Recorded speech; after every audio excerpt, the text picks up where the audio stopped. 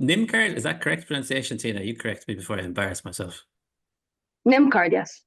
Oh, fantastic. Okay. I generally embarrass How myself would you weekly on pronounce it this. otherwise, I'm Jamie? I'm confused as to curious. why that's even a question. How can you pronounce it? Nine. NymCard. I'm Irish. Leave me alone. We pronounce things strangely. Do you know what I mean?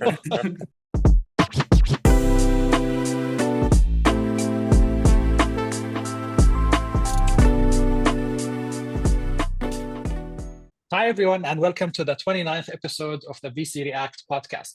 Every week, we bring you insights and reactions from top VCs, LPs, and angel investors, reacting to the latest news on startups, VCs, and investment rounds.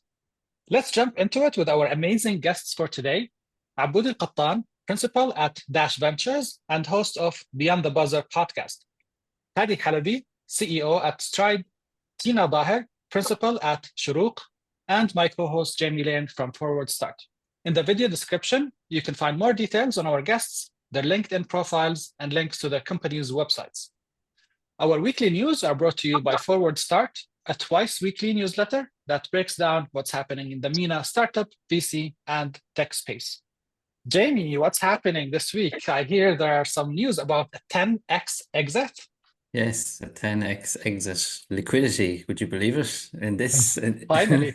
in this region? Yeah, let's kick off with Impact46. They have exited their stake in Rasan, which IPO'd back in June 2024. And as you mentioned there, Ahmad, a 10x return on its 2021 investment. For those who may be unaware, in terms of Rasan, it's a Saudi fintech specialized in insurtech solutions. So probably best known for its flagship platform called Tamini, essentially the largest online insurance aggregator in the country.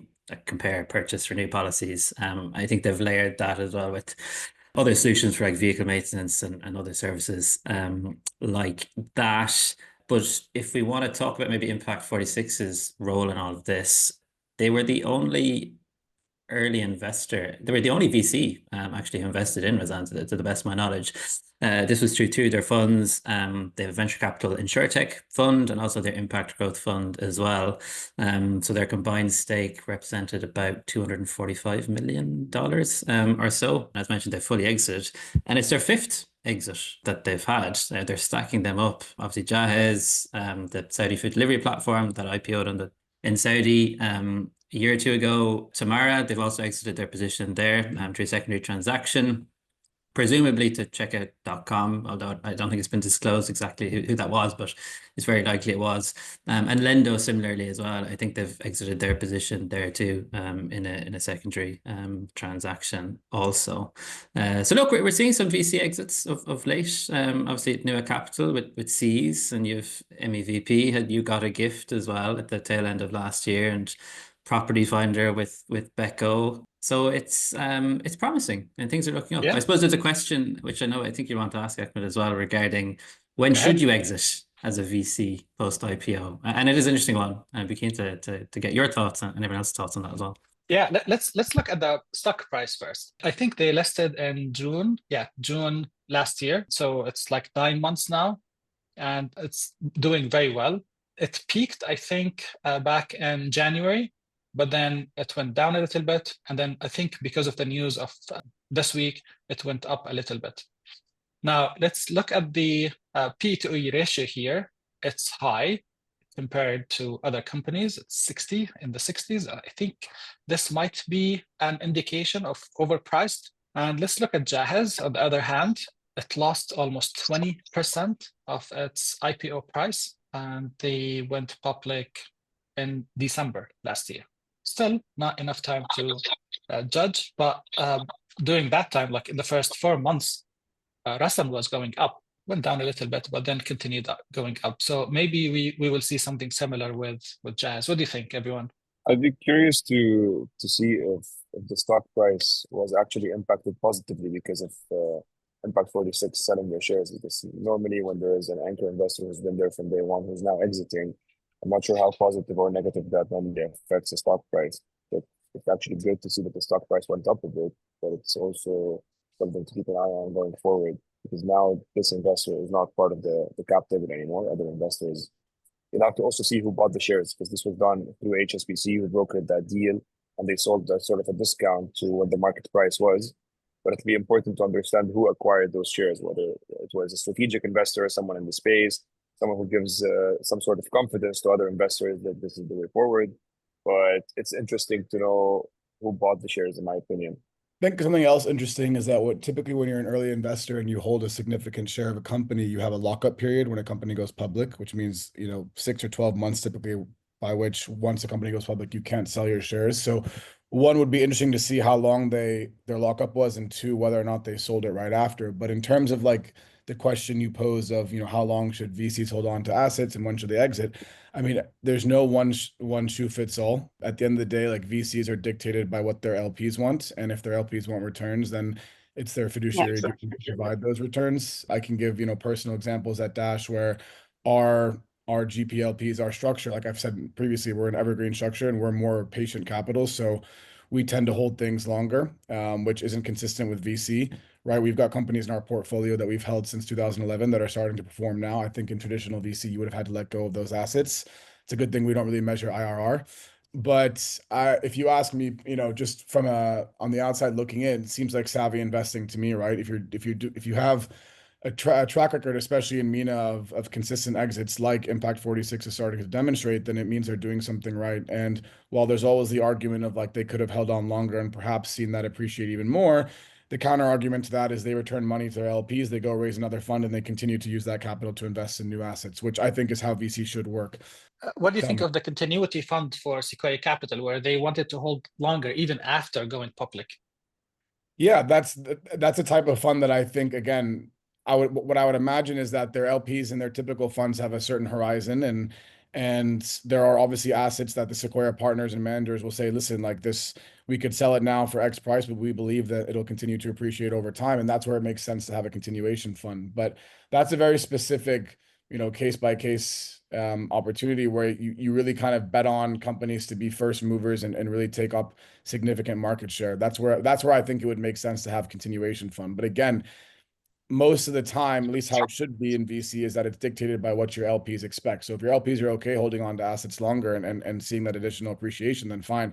But in the case of Impact46, given that they've exited a lot of these high performing companies that are doing well, one, it's indicative of them not being too selfish or greedy, right? Because there's always an opportunity to hold on longer. But two, it may be, and again, this is a complete assumption, but it could mean that they have LPs that prefer getting capital back in their pockets and then reallocating that towards other assets, or again, in other future Impact46 funds. Tina, what do you think? Is 10x good for a pre-IPO fund? Absolutely. Absolutely. I think, as Aboudi mentioned, it's always like a fine balance between should we hold or should we kind of sell. It's not only about a single company. It's not only about Rasan today. It's all about their portfolio, their entire portfolio, and their timelines. It's completely understandable. Post lockup, they do have the opportunity to sell. They did really well. So, and that I don't think that is an indicator of kind of investor confidence, Hadi, in the company. I think they did show investor confidence across the board throughout supporting them on their journey. So I think that should be kind of indicative in itself. Confidence is not from Impact46. It's from the investors who are now on board as the majority holders of that stock. And it's just when they see someone exiting their shares, they're always questioning. If I'm investing, I own a minority in the company, and I see someone selling a significant chunk as an investor, as a separate investor from Impact46, I wonder, should I keep holding? Should I sell? Right? There's always this debate. But I think the stock price going up is a good indication. I'm sure that whoever they sold their shares is also sort of a strategic investor. And there are probably a few more topics where, if we talk about Impact46 separately, very good for them that they've had a few successful exits. It's not a one-off. And I've dealt with them during my time in investment banking. I was working with them on a specific deal. They're brilliant. They're very supportive of founders. They actually act as the founder on the call with investment bankers, which I've seen firsthand. And that's critical. So definitely not about Impact46. It's just me as an independent investor who holds that share, that stock. I'd be keen to understand where that, it's 17%, right? Impact46 sold 17% of Rasan, which is a huge amount. I'd be keen to understand where that went from and to who it went to. And then the second point about the valuation and the PE ratio being 61, I mean, definitely sounds high. Whether we can qualify it or categorize it as overpriced is very debatable. High is one thing and overpriced is another thing. And what we've seen in the Saudi market, it might not be very rational compared to more mature markets, but that does not make assets overpriced particularly. Because if you factor in the macroeconomics around it and the backing around the market, it's completely different. It's not the same way you would value a company in a very mature, very rational market. So definitely a high multiple. Is it overpriced? I think we'll know in 6 to 12 months. Okay, so the stock price went up 90% since IPO. So clearly there is appetite in the market. There is liquidity and appetite to invest from retail investors. What needs to happen in MENA for this to become the default path or exit path for startups, other startups? How come Rasan and Jahiz and Talabat, they went public and others are still trying and it's really hard? What needs to happen in MENA? It seems like the same conversation we've been having for the past year, which is like we are in this now inflection point that is being dictated by, consumer interests in public and tech stocks. So what needs to happen is just more of the same. We need companies to continue scaling. We need growth funds to continue setting up and providing companies with capital, Series A and Series B beyond.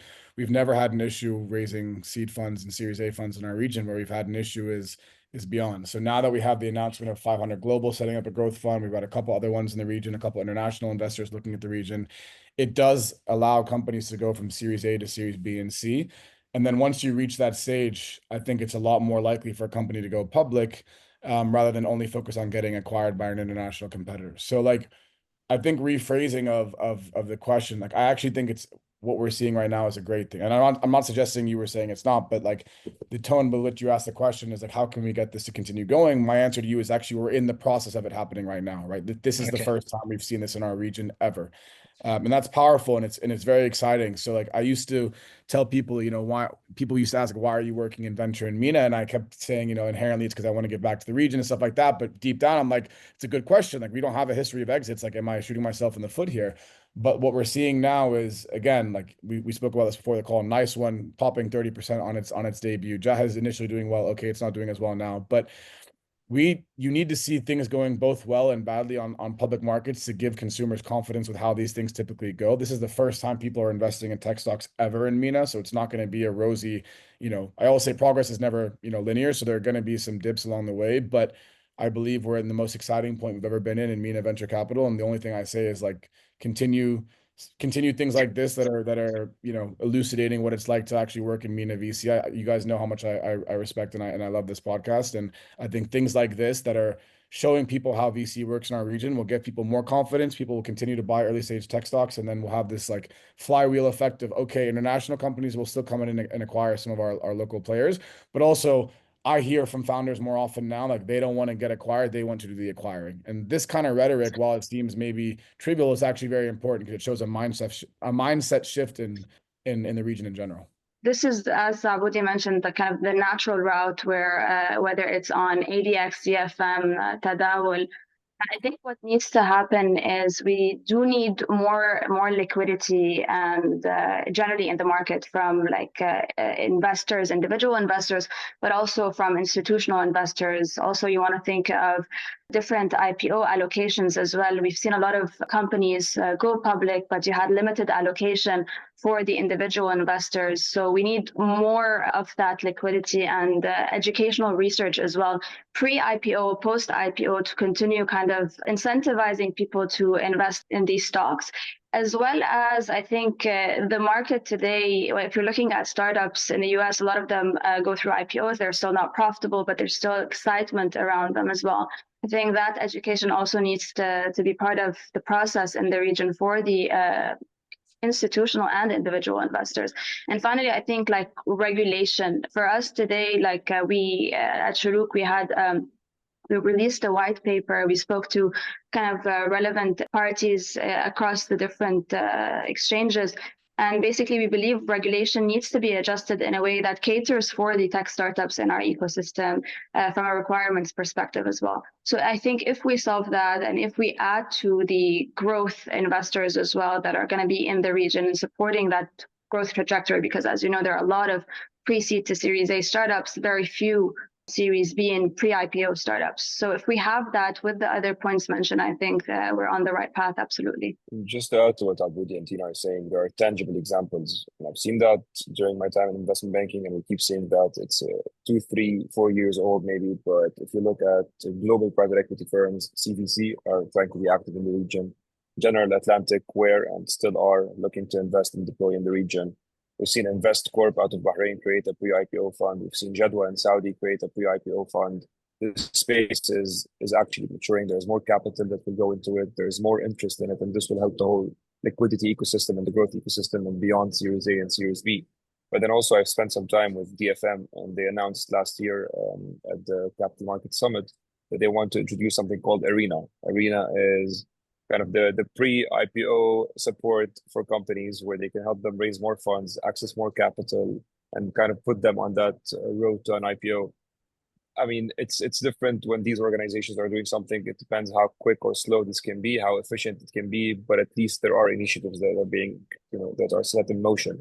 And having global investors, we're going to talk about the next topic, having global investors coming in and investing in the region and building up case studies, this will help. And it's a process. It's not going to be solved in 12 to 18 months, but if it started 3-4 years ago, then 3-4 years from now, it's probably starting to mature. I like the concept of Arena. It's like an accelerator, but for IPOs. Yeah, 100%. And they just wanted to make sure that those companies are on the right track. They're getting the right support, the right capital. And then once they're ready to IPO, they've done a lot of the heavy lifting along the way. And it doesn't take 3 years for you to be ready. Okay, let's talk secondaries before we move on to the next story. So they exited Tamara and Lendon. These are two big names. These companies did not go public, were not acquired, but they exited through a secondary transaction. Do we have an active secondary scene in MENA? We don't have many secondary funds. Who's buying? Typically, I think I'll take that. Typically, what happens is it doesn't happen naturally, right? If you have an investor that has been in companies, for example, since the pre-seed, they're at the Series A or Series B, whether they've hit their target or it's the right time for them to sell, then once the company is raising a new round, you have a large investor coming in, and that investor would like kind of a sweetener. And that usually, secondaries are sold for around 20% on average, less than the actual like Series A or Series B price. And this is where the new investor coming in could acquire these shares through secondary transactions. That's one example. Another example could be investors within the cap table, but they want to double down and expand the kind of their stake, then they could also do that. We are seeing talks around secondary funds. Now people are or funds are interested in that. So it's also becoming a thing in the region. And I think secondaries is a very interesting market. And I think we need to move beyond also just through funds around in the actual rounds, exits during the round, secondary transaction, and more of a natural liquidity scenario at certain stages. Just to plug a company that we've invested in, because I think they're doing an integral part of the secondary market transaction is Zest Equity, right? So we don't have as many funds at the time, but we do have companies that are setting up specifically to allow investors to acquire or to sell via the secondary market. And again, it's like the beginning of what should be a flywheel effect. So just a shameless self-plug there. Yeah, and I think even on a global scale, innovation has not nailed down secondaries. It's still done manually. Even the SpaceX and XAI deals are still manual. They're sent by email and it's an SPV that's being created. So innovation in that space is needed. More mainstream products need to be there for us to have liquid secondaries. I can talk about what we do. A regulated platform does primary and secondary markets. Granted, we're focused on sports and entertainment, so not very relevant for the early stage scene anymore. But 100%, there needs to be more innovation, and even on a global scale, not just in the region. We haven't seen that. We haven't seen a proper secondary solution where it's easy for you to come and buy and sell. And adding to what Tina said, secondary funds for me is a very important product, given that you're buying in at 20% discount from a purely financial point of view, depending on how you look at it. That's an immediate kind of bump on your balance sheet, but you have to find the right deals and you have to go and find the right opportunities and the right structure at the right time. But I think this will also be booming with time.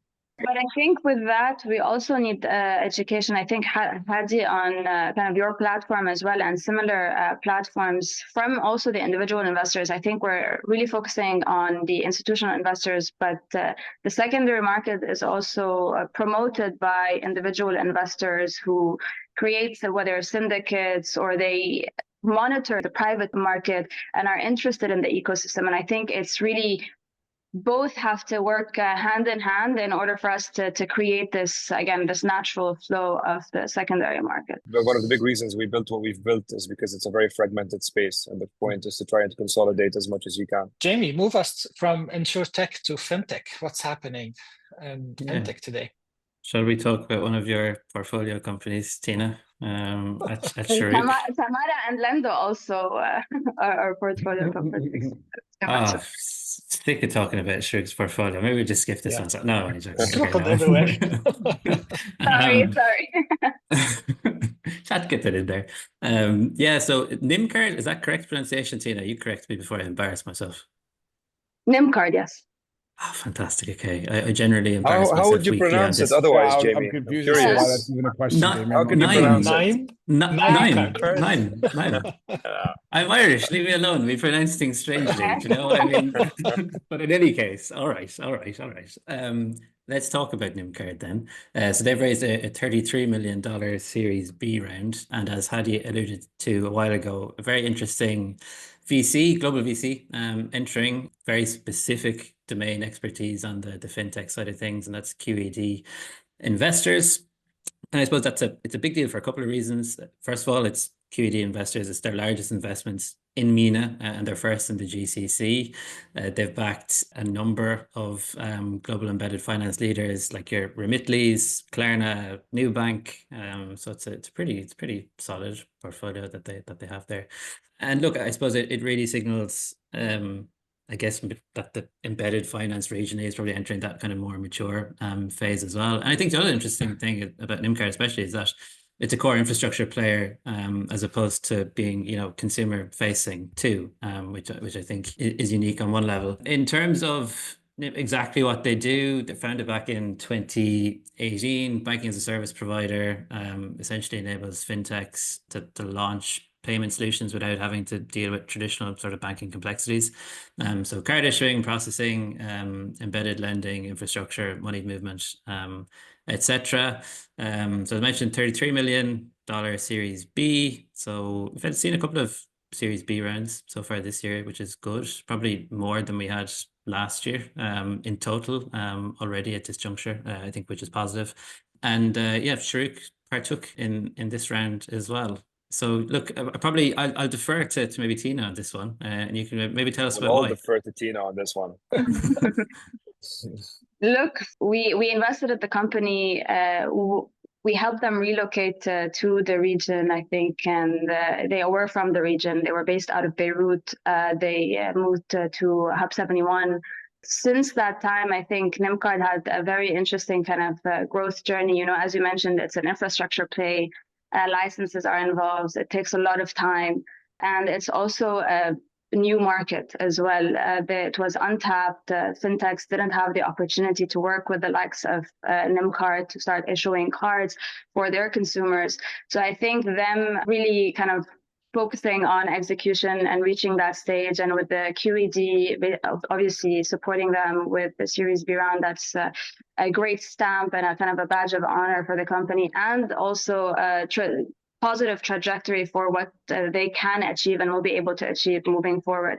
They're not limited to the UAE market. They're operating in multiple markets. So this is definitely exciting news. We're super proud of it, backing them since day one. So very exciting news for us. And I think for the rest of the fintech ecosystem, for sure, with QED being involved and doubling down on this market. Tina, let me stay with you here.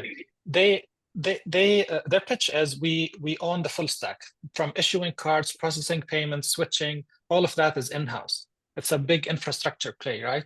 And that's pretty different from the plug and play model that most embedded finance players go for. Do you guys think owning the full infrastructure is a moat, or it's a burden in fintech, especially in MENA? I think it's definitely a moat, especially in how you navigate it through. So they do work with fintechs, but also NymCard works with banks. They offer BNPL as a service, basically, if banks want to start offering that as well. So having that depth across the infrastructure and being able to meet kind of the market needs, because today, plug and play solutions work in mature markets where you have a plug and play product for everything else in the market. But today, when it's super fragmented, you need to build that full stack of end-to-end solution, and you need to have a partner that could cater across the board and across the different profiles of these consumers, be it large banks or be it smaller fintechs as well. So definitely has been a moat and should continue to be a moat. And I think NymCard will continue kind of working on developing that stack moving forward. All I'll say is that it's a moat when executed correctly. So it's great to see that it was done correctly. I think it's similar to in a sense, it's similar to when a company starts off by trying to be a super app. 9 times out of 10, that it's like the most unattractive thing to hear a founder say that, because you're trying to handle way too many things, and it most likely will fail. But every once in a while, you get that founder with like the perfect combination of ambition and grit, but also humility, which I think is probably the case with Tina and the founder of NymCards, the founder or founders of NymCard, because tackling such a comprehensive solution is not easy, and it requires putting out a lot of fires and handling a lot of stakeholders within an ecosystem. So again, when done correctly, certainly a moat, but not for the faint-hearted and not for every entrepreneur to try. Absolutely. I mean, best of luck to the NymCard team. And if we just talk about QED a bit, hopefully it's a great case study for them. And it's one of the successful companies in their portfolio. And they go back and say to their peers in the US that we've invested in a regional company and we killed it. And that leads more and more and drives more and more investments. So I'll look at it from that lens. Dina, did you play any role in bringing such a big fintech investor, global fintech investor, to this company, or they just reach out to them and they have built the connection on their own? So we definitely did support NymCard on the connection with FT partners, global investors. What we do at Shorooq, every year we host a roadshow for our growth stage companies, A, B-like companies. We go to the UK as well as New York and other markets as well, to introduce our companies to new investors who really haven't invested in the region, maybe don't have any particular interest in the region, but basically we want to kind of initiate that interest. So definitely we did that last year with NymCard. We also put them in touch with FT Partners. FT Partners obviously did a wonderful job as well. And the whole kind of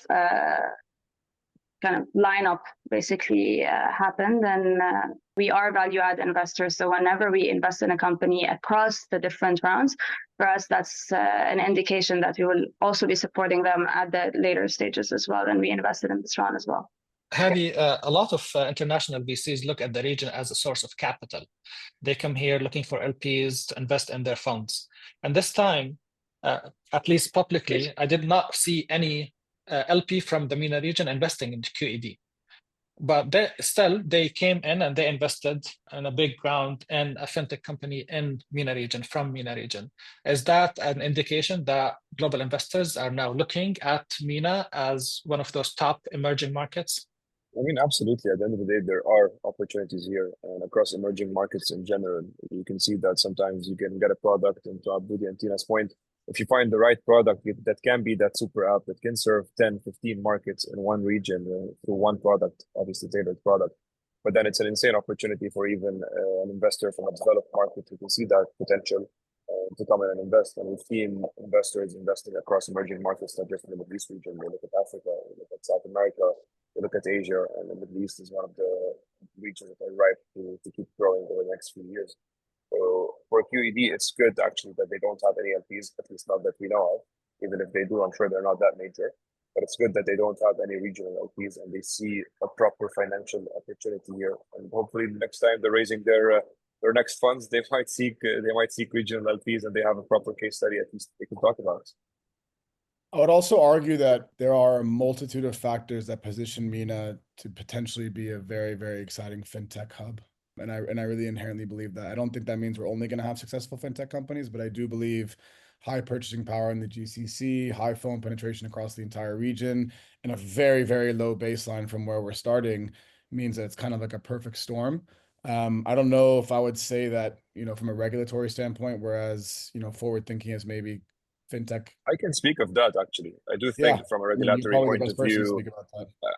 I do think from a regulatory point of view, we're very forward thinking. We're very supportive. I've dealt specifically with DFSA and extensively with DFSA, and they were great.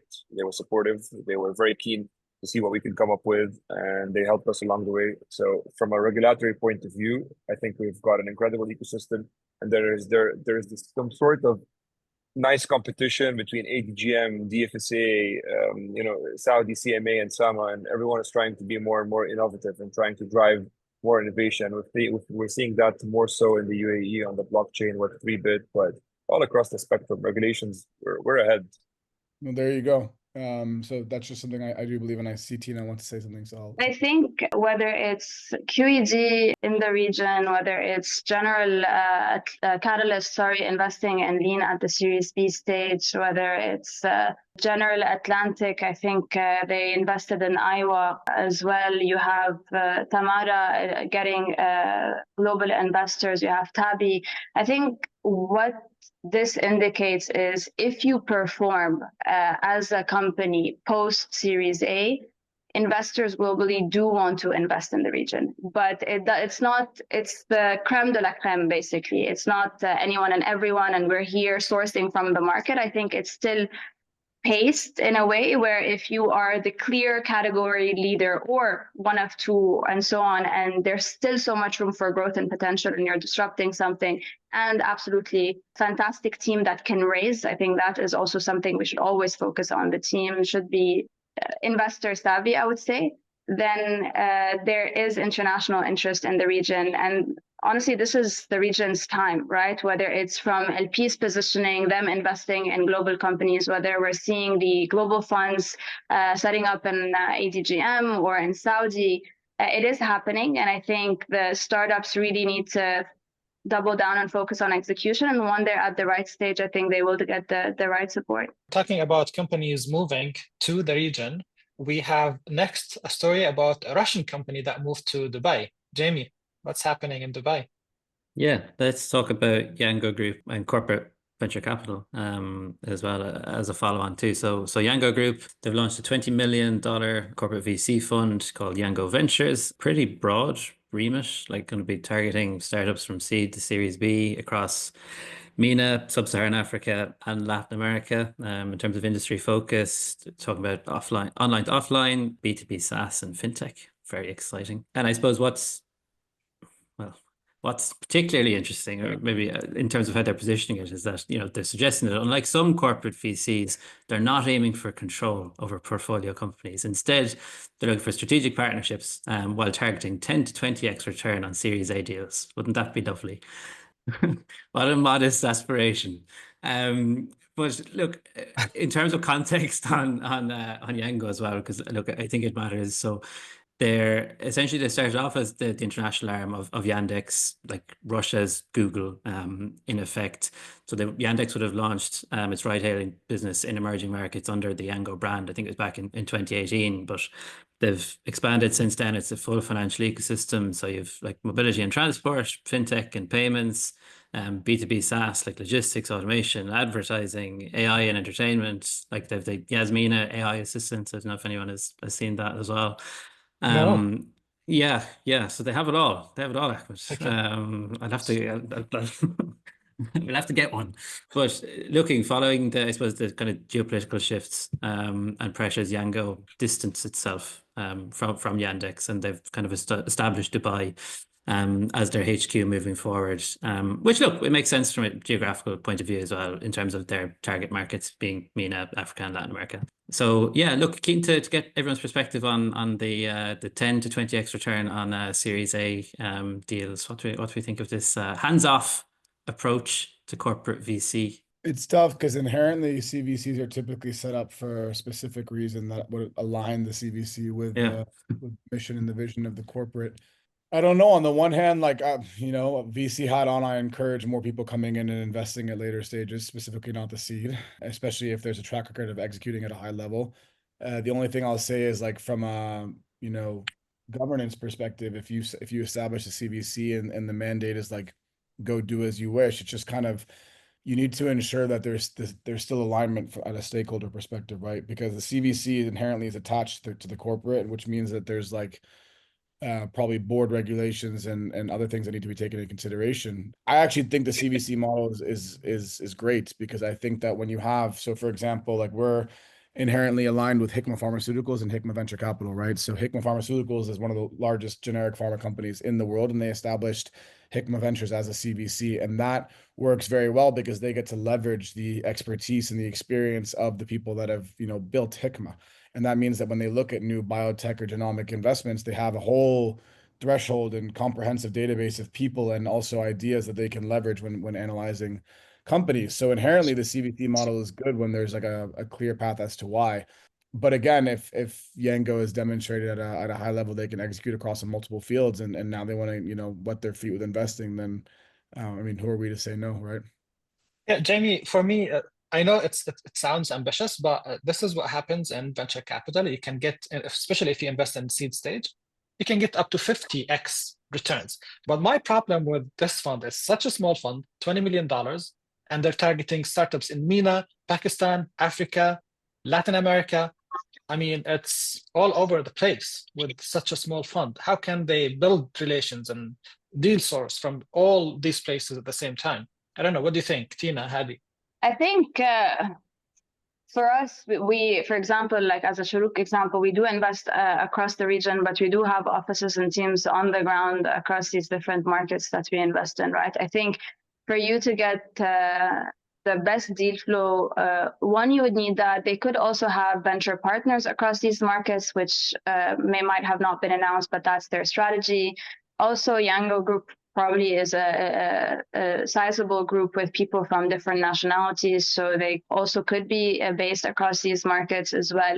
And as a CVC, you could also partner with VCs, and since they do have kind of a $20 million fund, they're probably not going to be leading the rounds at the Series A or B stages, right? So I think that will help them be kind of a great follow-on investor across these different markets. So possible, definitely possible. I think with it 20, depending on what they're going to be investing in, possible. And I think, did they say 10 to 20x at the Series A? Target return, yeah.